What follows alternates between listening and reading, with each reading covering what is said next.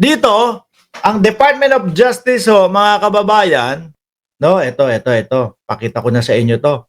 Ang Department of Justice, ito daw. Wag daw mag-content ng DOJ. Sabi, content ng iba ang kino-content mo. Ay wag daw i-content itong content ng DOJ. Di ba? Kasi daw nanggagaya lang daw tayo ng content. Content ng iba ang kino-content mo. Yan, content. Ang content ho ng DOJ, mga kababayan, iko-content ni Mark Ramos. Press statement, Department of Justice. The Department of Justice today confirms that on the strength of sworn affidavit executed before the DOJ and the NBI, the National Bureau of Investigation, NBI, has recommended the prosecution of the following individuals for case build-up with the National Prosecution Service, NPS. Nangunguna nga po dyan ang pangalan ni Congressman Elizalde Saldi Esco. Number 1 yan. Ayan, sila yung mga miyembro daw ng small committee, mga boss. Di ba? Naalala nyo? Ang sabi, ang miyembro ng small committee, si dating House Speaker Martin Romualdez na hindi uma-attend sa mga meeting.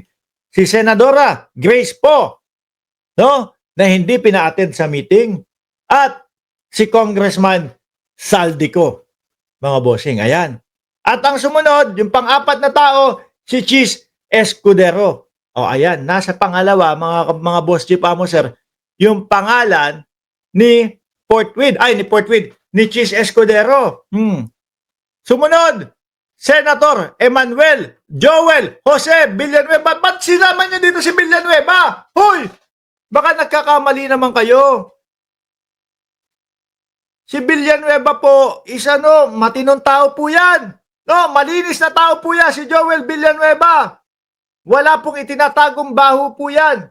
Lahat po ng sinasabi ni Joel Villanueva ay pawang katotohanan lang po. Bakit niyo po isinama dito si Villanueva?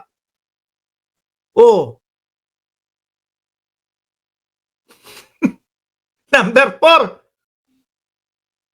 Senator Jose Jinggoy Estrada Pimentel Ejercito Jr. Parang ang haba pala ng pangalan nitong si Jinggoy. Sabi ni Arden Lusande, nagre-reklamo, "Hoy Mark, ang tagal mo na akong di sina-shout out O sige, Arden Lusande, shout out sa iyo. Pang-4 na buwan mo na yan, ha? In advance ko na. Ayon po doon sa balitang nakita ko kanina ng umaga paggising ko mga bossing. Nakita ko na 1 linggo pa o 2 linggo na. Nag-flashback lang sa akin. Dumugo daw ang puwit ni Senator Jinggoy noong 2002 o 2001. Yun lang, ko lang. Sunod! Si alias Beng Ramos, mga kababayan. Sumunod, si alias Mina. Yari ka, alias Mina. Ganda ni alias Mina, no? Pero, ang sinabi kaya daw siya pumunta doon kay alias Beng kasi magpapaprint siya para doon sa proposal kay Senador Erwin Tulfo kasi ipapagawa yung beranda. Sabi ko, milyon-milyon, bilyon-bilyon yung mga proyekto, nagiging proyekto ng mga kumpanya nila. Printer, wala. Magkano lang ang printer?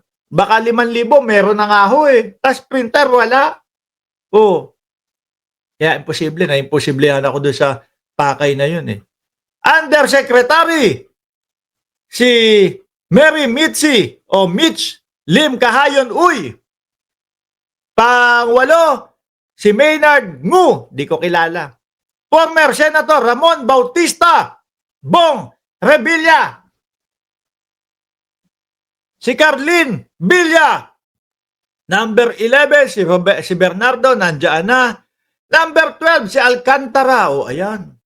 Nandiyan na, Giancarlo Rivera, si Linda Victoria, si Linda Macanyas, Juanito Mendoza, CPA, Sally Nicolas, Jesse Mahusay, Andre Balatbat.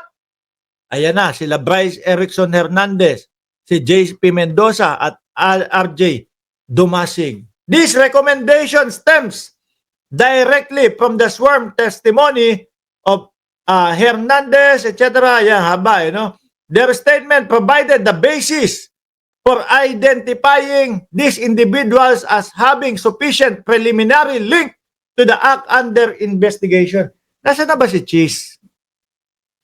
Wala si Nancy Binay? Oo nga, wala, Pero si Cheese nasaan? Hindi ko masyadong napag-rinig si Cheese, eh. Hindi, narinig ko. Hinahanap yung mga congressman. Imbis na magsalita at pabulaanan yung pagkakasangkot niya, hinahanap. Bakit walang mga congressman? Sabi pa dito, paglilinaw, let it be clear, inclusion in the NBI's recommendation is not a matter of speculation or rumors. It is the result of sworn statement or sworn testimony under oath. If name have circulated outside of this affidavit, those are not recognized by the DOJ or the NBI until such time that they are sworn to under proper proceeding. Dami, 11 to. 21 ho, mga kababayan. Sabi basa tayo na comment, Barsaga may tililing, Sara Duterte tililing, Digong may tililing, marami pang tililing. Dabuang Group, sabi ni Tomas Pardillo. Ang hard mo naman diyan sa mga yan.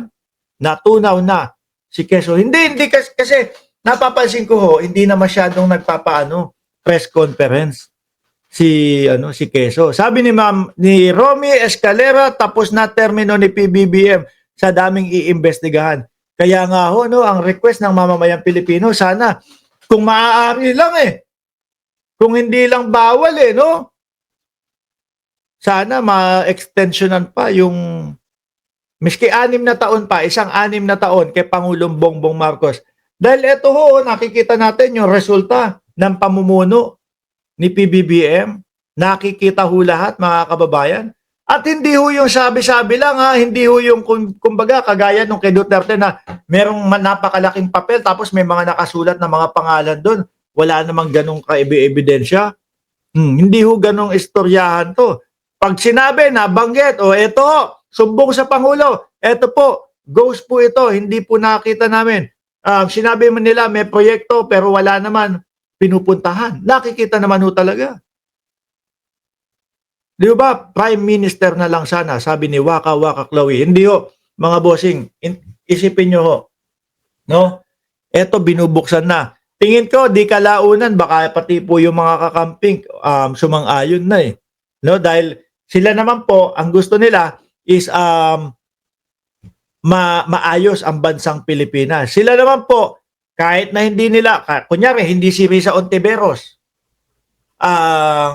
naging Pangulo, nakita nila maganda yung ginagawa ng Pangulo ngayon. Sumusuporta po sila Sumusuporta po sila, mga bossing Kumbaga para matapos lahat ito, maubos nung mga magnanakaw, maubos yung korap, talaga, maayos po talaga ang bayang Pilipinas, mga kababayan. Siguro, tingin ko, di kalaunan pag-uusapan din po yan at merong mga tao na susuporta diyan. Ito, nandito. Kumusta kaya yung Senador Mark? Basta Mark, talaga hindi katiwa-tiwala. Yun. Si Mark, na tahimik lang. Baliktad naman ako dun. Wala ka tiwala sa akin. Ibig sabihin, wala ka din tiwala sa Department of Justice. Mga DDS talaga. Yeah, si Mark Villar, tahimik lang. Mga susunod na araw, baka nandiyan na din yan. Sabi ni Rebecca, TV trip, mawawala lahat ng kontra at korap sa administrasyon ni Pangulong Bongbong Marcos, uunlad ang Pilipinas. Correct ko, kailangan, ang problema ng Pilipinas, after 6 years, palit Palit ng presidente, after 6 years, palit. Kapag na tumbukan tayo nung tamang presidente na talagang ang gusto bumuti ang Pilipinas, mga bossing, pagkatapos ng termino niya, iba na naman ang uupo. Tigil natin yung ginagawang ganito, ganyan. Kaya hindi matuloy-tuloy, paudlot-udlot yung pag-unlad ng Pilipinas. Anyway, mga boss, Chief Amo, sir, ako yung magpapaalam na muna sa inyo. Maraming salamat at God bless. Huwag niyong kalimutan, pindutin yung like, subscribe, and share. Maraming salamat and God bless po sa ating